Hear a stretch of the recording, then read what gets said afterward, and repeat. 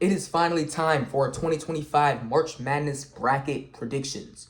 This is going to be every single prediction of mine, round of 64, 32, Sweet 16, Elite 8, Final Four, and the National Championship. If you want to see my initial reaction to the brackets revealing, go watch that video. It's going to be linked somewhere during this video. And if you just want to watch or see who I think will win, watch these videos. Predict some upsets, what I think will happen.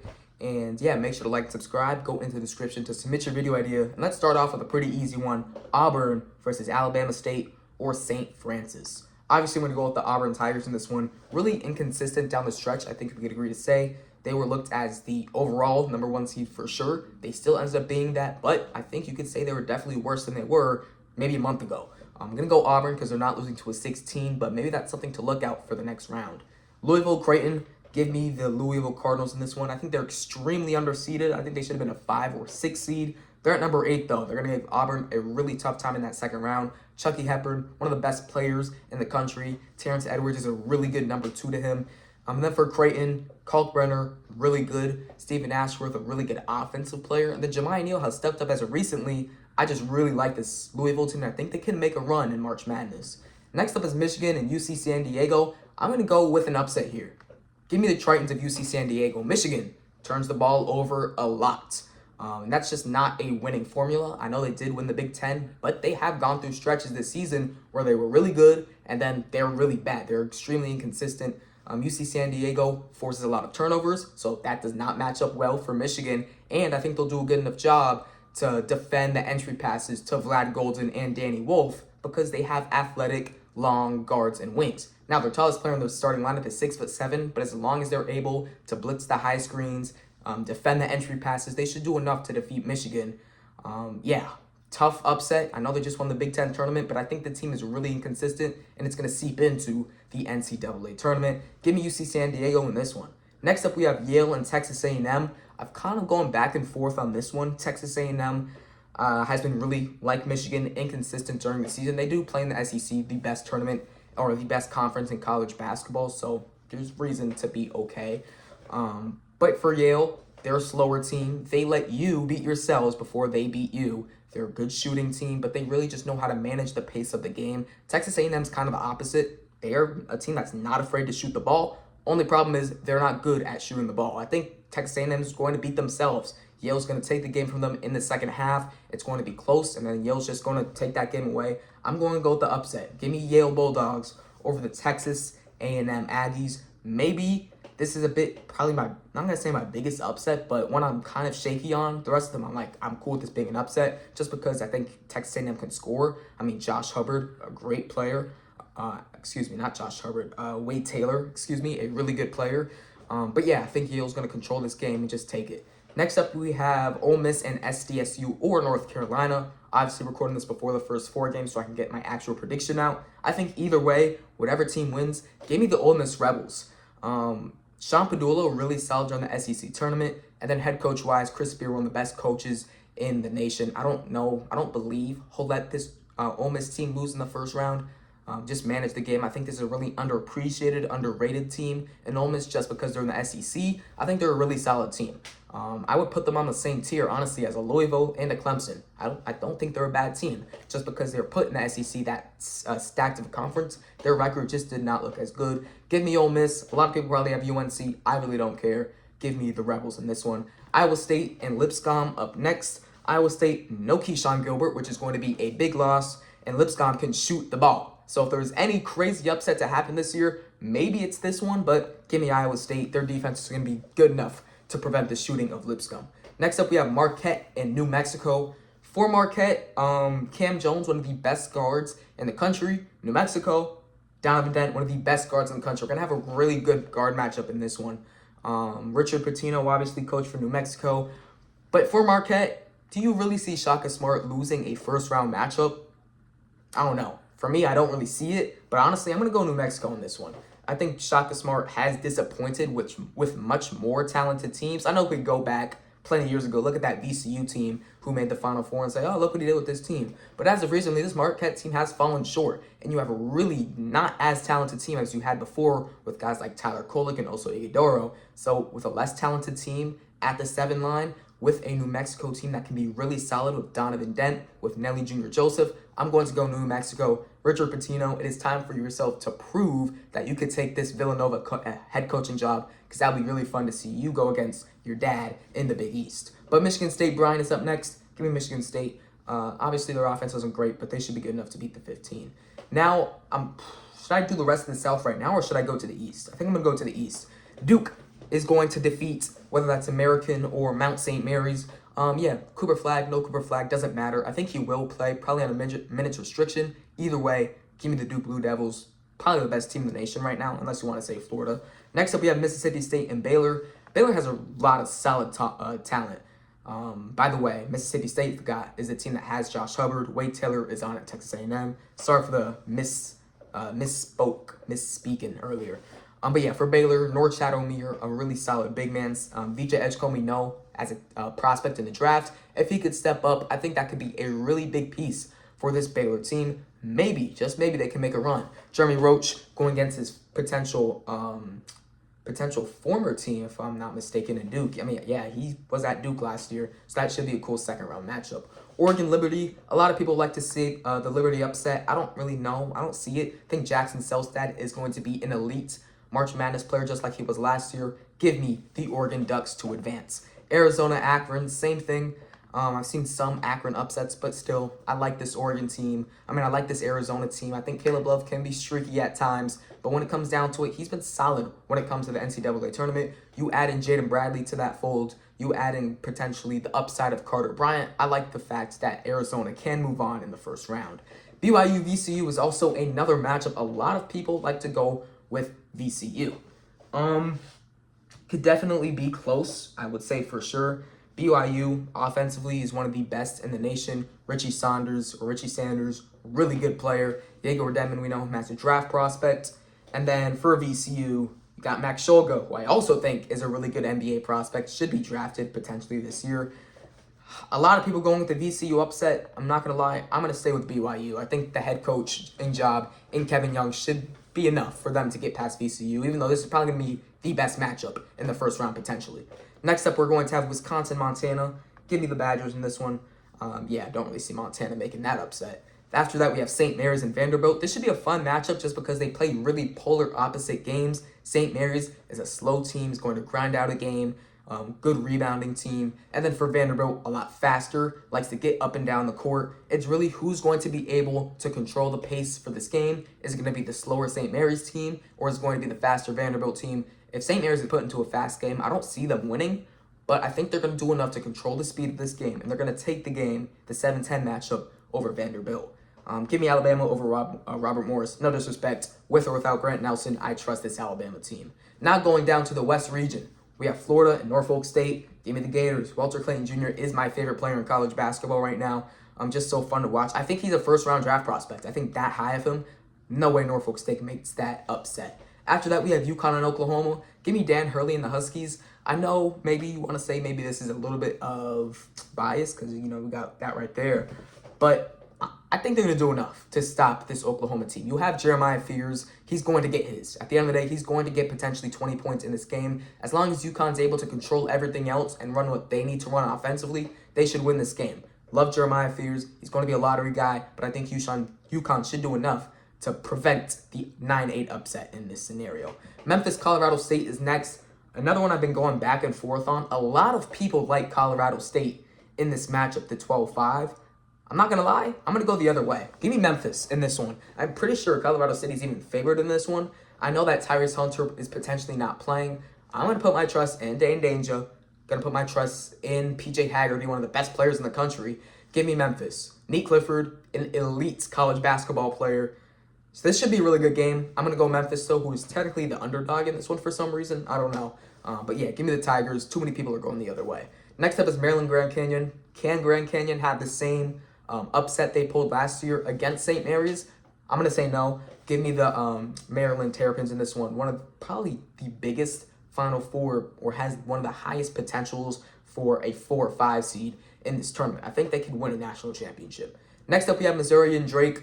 I talked about how I did not want to go with the Memphis-Colorado State upset. I'm going to do it with Drake, though. I love this Drake team a lot. Just like Yale, they're able to control the pace, except they're doing it at a much higher standard. This isn't a really elite Drake team. Obviously, their coach from last year, DeVries, went to West Virginia with his son Tucker DeVries, and now they brought in a D2 coach, Ben McCollum, who's been really good. And then you have a guy to add to that like Bennett Sturts, who's one of the best players in the country. Give me Drake. They're going to control the pace against a faster team like Missouri. This is going to be a sort of similar matchup, I guess, to Texas A&M Yale, where you have a slower team versus a faster team. And I'm going to take the slower team once again to get the win. Texas Tech should be able to beat Wilmington pretty easily. And then we have Kansas versus Arkansas.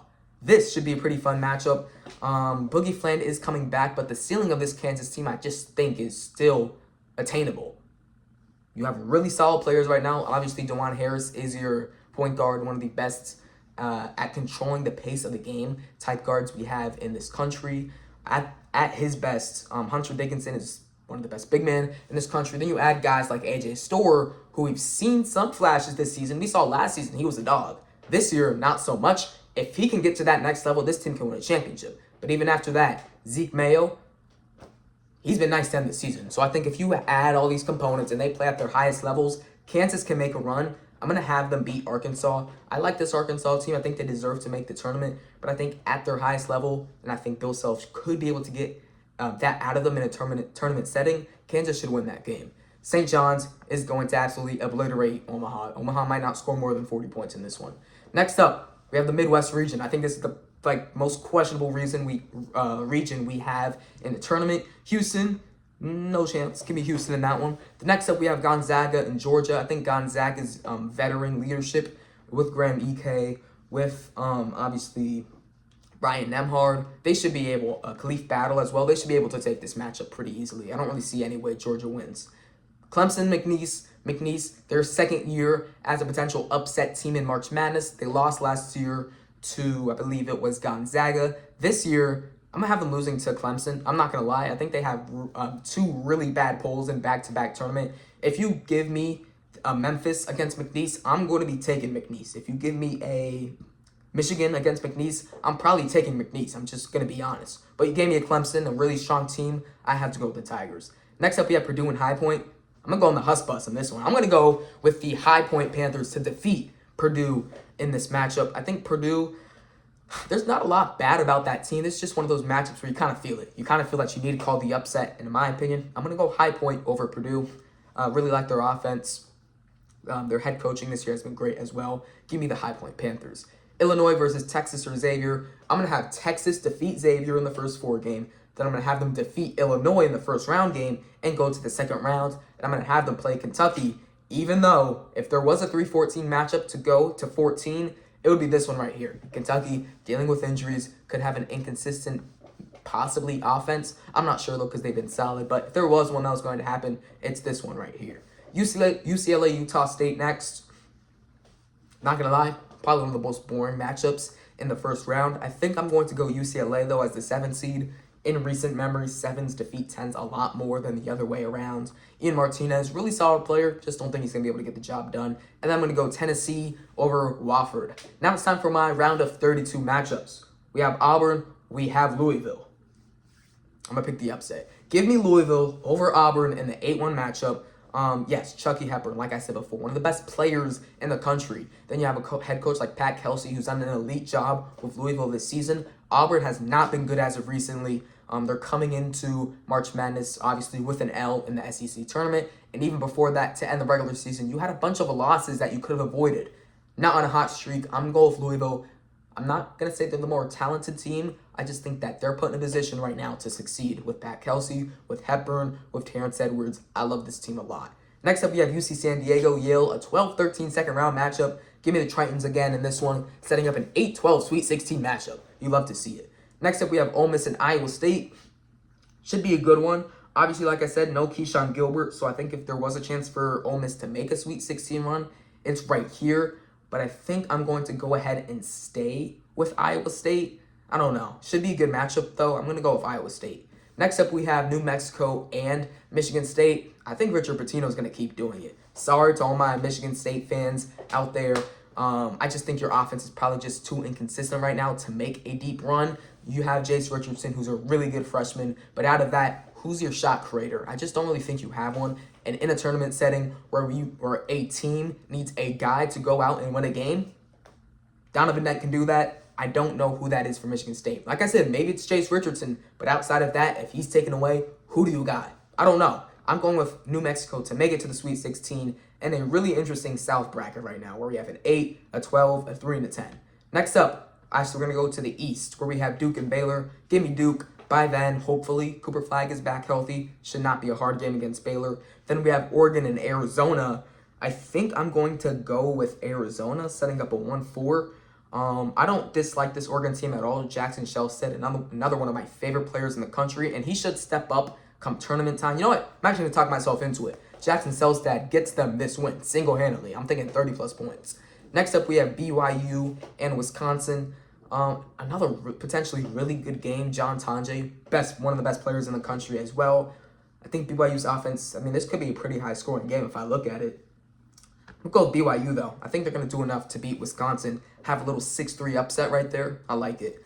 Next up, St. Mary's, Alabama. Hopefully, Grant Nelson is back healthy for this game. And if he is, they should win this game pretty easily, if I do say so myself. And then next, for the West, we have Florida and UConn. I'm a UConn fan, but I'm going to be reasonable. They're not beating Florida.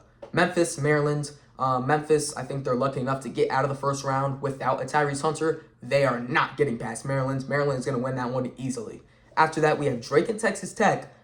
I love Drake. I think they're a really good team, but right now, I think Texas Tech with JT Toppin is going to be able to win that game. I'm not going to say pretty easily, but it should be handily that they should beat this Drake team. After that, we're going to have Kansas and St. John's. We have Rick Pitino versus Bill Self, one of the best coaching matchups in the whole entire tournament. Give me St. John's, though. I know their offense has been really inconsistent. Not inconsistent, I'm just not that good. They're not a good shooting team. They're a great rebounding team, and they're an amazing defensive team. Shooting the ball, I don't know. If RJ Lewis can step up and be that guy, then this team can make a run for sure. I'm going to have them beat Kansas in the round of 32 to go on against St. John's or Texas Tech in the Sweet 16. After that, we're going to have Houston and Gonzaga. Give me Houston. Should be a really good game, and I can see it go either way, but I'm going to put my trust in Kelvin Sampson. Actually, I don't know. This should be a good game. I'm gonna go Houston, though. Should be a really good game. Could go either way. Clemson, High Point. I'm going to have the Huspa stop right there. I think Clemson is a really good team, and they are definitely, potentially, Final Four bound. After that, we're going to have Texas versus Kentucky. Like I said before, I'm having Texas defeat Xavier and then defeating Illinois to match up against Kentucky. I think Texas is going to keep on rolling. This team has a lot of talent. Jordan Pope, Trey Johnson, Arthur Kaluma. They have a lot of pieces there that can go out and win themselves a game. Trey Johnson is their number one. I like Trey Johnson a lot. He should get this win.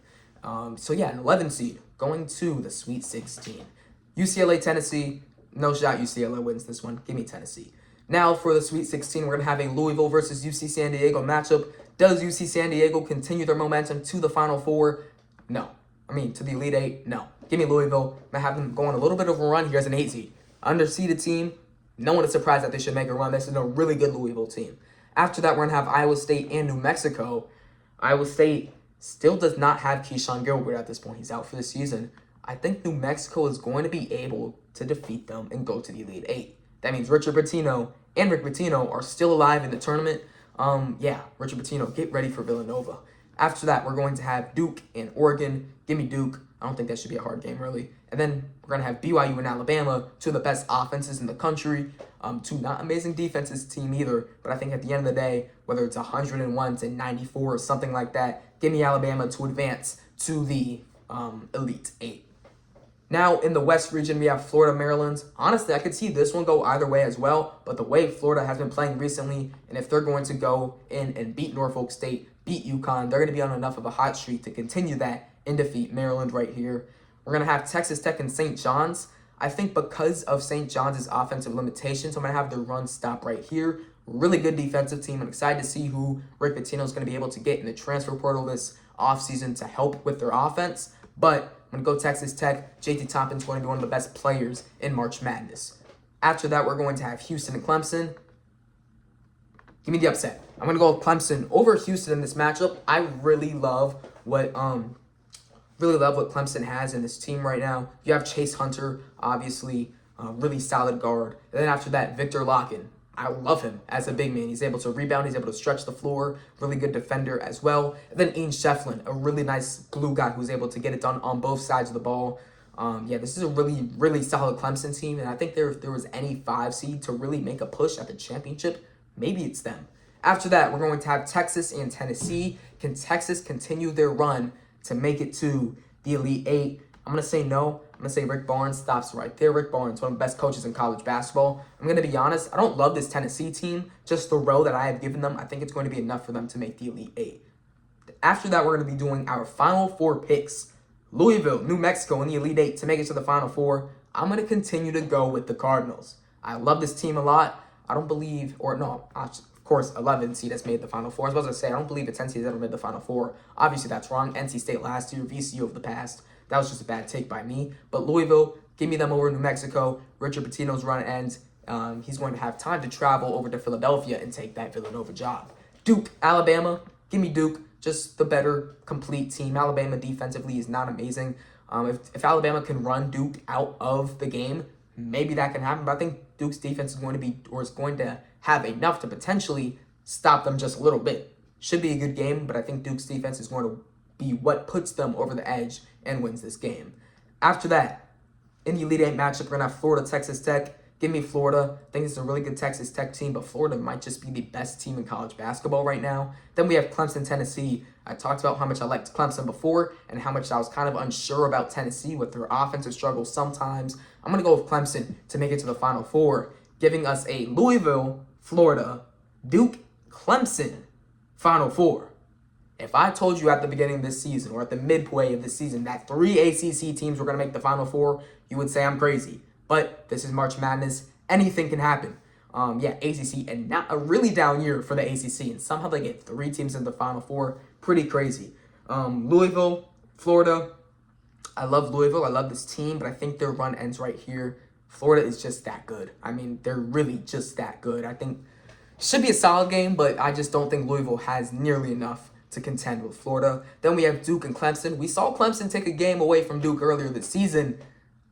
I don't think it's happening again. I think Duke takes it. And after all the chaos we've had in all these rounds, New Mexico to the Elite Eight, Louisville to the Final Four, even a team like Clemson to the Final Four, it all ends up being possibly the 2 best teams in the country. Florida versus Duke. Who is going to be my national champion? I mean, if you've been telling this video how much highly I've been speaking about this team, I'm going with the Florida Gators to win the 2025 NCAA Men's College Basketball National Championship. I think they're the most complete team right now. Really do not have holes. Will Richard is an elite role player for this team. Walter Clayton is my favorite player in the country. I think he's the best point guard in the country. Then you add guys like Alex Condon, who's a really good big man, a really good playmaking hub from that 5 spot. Also has really good touch around the rim. I think he's an NBA prospect along with Walter Clayton. I love this Florida team, and I think they're going to win the national championship.